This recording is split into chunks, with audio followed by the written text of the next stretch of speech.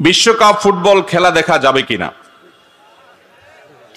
ভাইরা আমার, বিশ্বকাপ ফুটবল অথবা এই জাতীয় যে সমস্ত আয়োজনগুলো আপনারা টেলিভিশনের পর্দায় কিংবা মোবাইল ইত্যাদিতে দেখেন, প্রথম কথা হলো এই খেলায় যারা অংশগ্রহণ করে তারা যে হাফ প্যান্ট পরে খেলাধুলা করে, এর ফলশ্রুতিতে তাদের রান দেখা যায় কি যায় না? আর জমহুর এবং সংখ্যাগরিষ্ঠ সারা বিশ্বের স্কলারদের মত হলো রান এটা মানুষের সতরের অংশ, এই সতর ঢাকা ফরজ, সতর ঢাকা, আর শরীরের যে অংশ ঢাকা ফরজ সে অংশের দিকে তাকানো হারাম, সে অংশের দিকে তাকানো কি? তাহলে এই খেলা দেখতে হলে সে অংশ দেখা লাগে কি লাগে না? লাগে। এক। দ্বিতীয়ত হলো এই তথাকথিত বিশ্বকাপ খেলা দেখার জন্য আপনি যখন টেলিভিশনে কোনো পর্দার দিকে চোখ রাখেন তখন কি শুধুমাত্র এই খেলাই আসে নাকি খেলার সাথে অখেলা আরো বেশি আসে? আসে কি আসে না? সেখানে অশ্লীল নানান দৃশ্য চোখে পড়ে কি পড়ে না? আপনি কি ওই দৃশ্য আসার সঙ্গে সঙ্গে চোখটাকে সরায় রেখে আবার খেলা আসলে তখন দেখবেন, এরকম কোন সুযোগ আছে? নাই। প্রতি মুহূর্তে মুহূর্তে হয়। এইভাবে এই খেলা দেখা সম্ভব যে আমি একবারও হারামের দিকে তাকাবো না, আমি নিজেকে বাঁচায় রাখবো, শুধু আমি খেলাটাই দেখবো, এভাবে দেখার কোনো সুযোগ আছে? নাই। তো যেদিকে তাকালে হারাম করতে, হারামে লিপ্ত হতে বাধ্য হয় সেদিকে তাকানো হারাম, সেদিকে তাকানো কি জায়েজ নাই। তৃতীয়ত, এই খেলা দেখতে গেলে মিউজিক শোনা লাগে না লাগে না? শুধু লাগে না, বরং বড় অংশ যুগে বিভিন্ন বড় অংশ জুড়ে অ্যাডভার্টাইজের নামে নানা নামে বিভিন্ন হারাম জিনিস আসে নাকি আসে না? এর পাশাপাশি আজকাল আমাদের দেশে বড় বড় পর্দায় যে খেলা হয়ে থাকে, বিভিন্ন জায়গা মোড়ে মোড়ে খেলা হয়ে থাকে, মিডিয়াগুলো যুবকদের মধ্যে, তরুণদের মধ্যে যে উন্মাদনা সৃষ্টি করেছে, এই উন্মাদনা এবং যুবকদের মধ্যে এই যে আসক্তি তৈরি করা হচ্ছে, এর পেছনে নানামুখী জুয়ার বিজনেস আজকাল প্রতিষ্ঠিত হয়ে যাচ্ছে। কোন দল জিতবে এটার উপরে বাজি ধরা হয়। এই বাজি ধরার জন্য নিজের জমানো সমস্ত টাকা, বাবা মা থেকে, স্বামী তার স্ত্রী থেকে, স্ত্রী তার স্বামী থেকে, বিভিন্ন জায়গা থেকে টাকা এনে বাজি ধরে। এই বাজি ধরে মানুষ ফতুর হয়ে যাবে। একটা সময় মানুষ সর্বস্ব হারিয়ে কেউ হয়তো আত্মহত্যার পথ বেছে নিবে। এরকম ধ্বংসাত্মক কর্মকাণ্ড হয় কি হয় না? তৃতীয়ত, চতুর্থত, এই খেলাধুলা দেখার নাম করে, এটা তো খেলা না, খেলা হলো মানুষের জীবনের 4 সাবজেক্ট। ইসলামের দৃষ্টিতে খেলা হলো মানুষের জীবনের 4 সাবজেক্ট। মানুষ আল্লাহর কাছে যেতে হবে, সেজন্য ভালো কাজ করবে, নামাজ রোজা করবে। মানুষ দুনিয়াতে বেঁচে থাকতে হলে, ইবাদত বন্দেগী করতে হলে তার হালাল টাকা পয়সার দরকার, এর জন্য সে উপায় উপার্জন করবে, সে পড়ালেখা করবে। এগুলো মানুষের জীবনের মূল পার্ট। এর পাশাপাশি অবসর সময় একটু চিত্ত বিনোদন, খেলাধুলা, একটু শারীরিক কসরত, মানসিক রিফ্রেশমেন্টেরও দরকার আছে। এই জন্য খেলাধুলাটা হলো 4 সাবজেক্ট।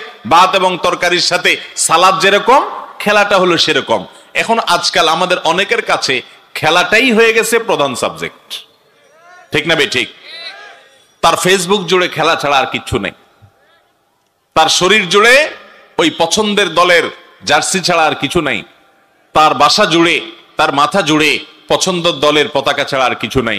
গভীর রাত জেগে সে কোনোদিন পড়ালেখাও করে নাই, গভীর রাত জেগে সে কোনোদিন বাবা মার সেবাও করে নাই, গভীর রাত জেগে কোনোদিন সে নামাজের জন্য অপেক্ষাও করে নাই, কিন্তু গভীর রাত সে খেলার জন্য জেগে আছে, ঠিক না বেঠিক? অতএব এটা খেলা নয়, এটা শুধু খেলা নয়, এটা হলো ঈমান হরণের খেলা। এটা হলো মুসলমান যুবকের চেতনাকে ধ্বংস করার খেলা। যার আখিরাত নাই, যে আল্লাহর সামনে দাঁড়াবার প্রতি ঈমান নাই, বিশ্বাস নাই, সে যা খুশি তা করতে পারে, কিন্তু মুসলমান জানে তাকে আল্লাহর সামনে দাঁড়াতে হবে। ভাইরা আমার, ইসলাম এত সুন্দর জীবন বিধান, ইসলামে মানুষকে শারীরিক ব্যায়াম হয়, এই ধরনের খেলাধুলা করতে উৎসাহিত করা হয়েছে। আপনি দৌড়াদৌড়ির প্রতিযোগিতা করেন, আপনি সতর যাতে উন্মুক্ত না থাকে সেভাবে 3/4 প্যান্ট ইত্যাদি পরে আপনি হাডুডু খেলেন, আপনি নিজে ক্রিকেট খেলেন, সেখানে যেন হারাম কোনো কিছু না থাকে। আপনি যে নিজে ফুটবল খেলছেন, সেখানে যদি আপনার হাঁটু ঢাকা থাকে, সতর উন্মুক্ত না থাকে, সেখানে যদি এক পক্ষ অন্য পক্ষকে কোনো আর্থিক লেনদেন না করেন, কোনো জুয়া ইত্যাদি সেখানে যদি না রাখেন, তাহলে শুধুমাত্র ব্যায়ামের উদ্দেশ্যে, শারীরিক কসরতের উদ্দেশ্যে এই জাতীয় খেলা যেগুলোতে শারীরিক ব্যায়াম হয় সেগুলো ইসলামের দৃষ্টিকোণ থেকে জায়েজ আছে। খোলা চোখে ডাইরেক্ট যদি সেই খেলা দেখে, এটা দেখতে গিয়ে কোনো চোখের জেনা করা না লাগে। নবীজি বলেছেন জেনাল আইনি আর নজর, চোখের জেনা হলো চোখ দিয়ে পরনারীর প্রতি দৃষ্টিপাত করা, সেখানে অশ্লীল নারীর দৃশ্য এটা যদি দেখা না লাগে।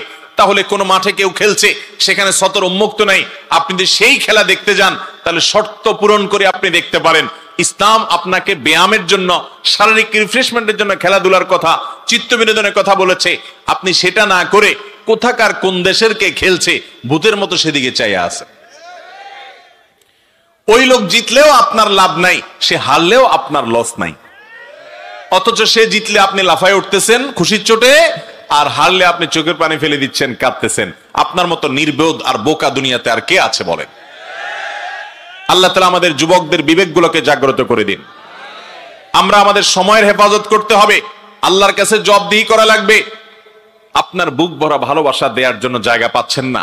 কোথাকার কোন দেশের খেলোয়াড়ের জন্য এত ভালোবাসা, সেই খেলোয়াড় আপনার দেশের নামও হয়তো জানে না, তার জন্য আপনার ভালোবাসা, আপনার লজ্জা হয় না? যেটার নাম খেলা, যেটা জীবনের ফোর্থ সাবজেক্ট, সেটাকে আপনি সবচেয়ে গুরুত্ব দিয়া আপনার জীবনে সেটা রেখেছেন। কত যুবক, কত মানুষ পেপার পত্রিকা উঠে আসছে যে তারা তার পছন্দের দলের পতাকা বানানোর জন্য জমি বিক্রি করে, বইয়ের জমানোর টাকা খরচ করে সে এত মাইল লম্বা, এত কিলোমিটার লম্বা পতাকা বানাইছে। অথচ এদেশে বহু মানুষ এখনো আছে যাদের গায়ে শীতের কাপড় নাই। সে দেশে কোথাকার কোন দেশ, যে দেশের সাথে আমার দেশের কোনো কূটনৈতিক সম্পর্ক নাই, রাজনৈতিক সম্পর্ক নাই, ধর্মীয় সম্পর্ক নাই, সামাজিক সম্পর্ক নাই, কোন ধরনের সম্পর্ক নাই, সেই দেশের সাপোর্টের নামে সেই দেশের পতাকা বানায়া কিলোমিটারকে কিলোমিটার পর্যন্ত সেটা ঝুলানো এই দেশে। অথচ গরিব মানুষের গায়ে কাপড় নাই। আপনার নিজের মা বাবার জন্য জীবনে কখনো একটা কাপড় উপহার দেন নাই, ছোট বোনটাকে জীবনে একজোড়া মোজা কিনে দেন নাই। আপনার আশেপাশে বহু গরিব মানুষ আছে, তাদেরকে কোনো কিছু করেন নাই। আপনার নিজের জন্য হয়তো এত টাকা খরচ করেন নাই। আর তথাকথিত সেই আপনার পছন্দের দলের জন্য যে পাগলামি করছেন, এই পাগলামির জন্য, এই অর্থের অপব্যবহারের জন্য আল্লাহর কাছে জবাবদিহি করা লাগবে। যুবক, ভালোবাসার জায়গা পাচ্ছেন না। আপনি কার সন্তান জানেন? আপনি মুহাম্মদ সাল্লাল্লাহু আলাইহি সাল্লামের উম্মত। আপনি আবু বকর রাদিয়াল্লাহু তাআলা আনহুর অনুসারী, আপনি ওমর ফারুকের অনুসারী, আপনি আলী কাররামাল্লাহু ওয়াজহার অনুসারী, আপনি ওসমান গনির অনুসারী, আপনি আবু হুরায়রার অনুসারী, আপনি বড় বড় সিনিয়র সাহাবীদের অনুসারী। আপনি যাদের অনুসারী, সে পূর্বপুরুষরা পৃথিবীকে অনেক কিছু দিয়ে গেছে, আর আপনি তথাকথিত আল্লাহর প্রতি ঈমান নাই, আখিরাতের প্রতি ঈমান নাই, মুসলমানদের প্রতি কোনো সিম্পেথি, ভালোবাসা নাই।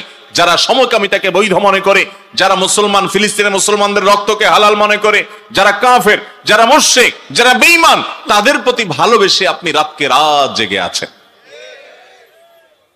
আপনি ঝগড়াঝাটি করছেন আপনার পছন্দের দল নিয়ে, আপনি ঝগড়ার আর ইস্যু পাচ্ছেন না।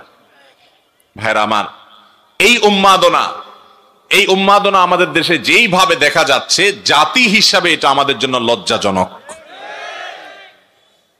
যেসব দেশ সরাসরি ফুটবলে এই বিশ্বকাপে অংশগ্রহণ করছে, যা দেখেন ওই দেশের মানুষের মধ্যে এত উন্মাদনা, পাগলামি নাই।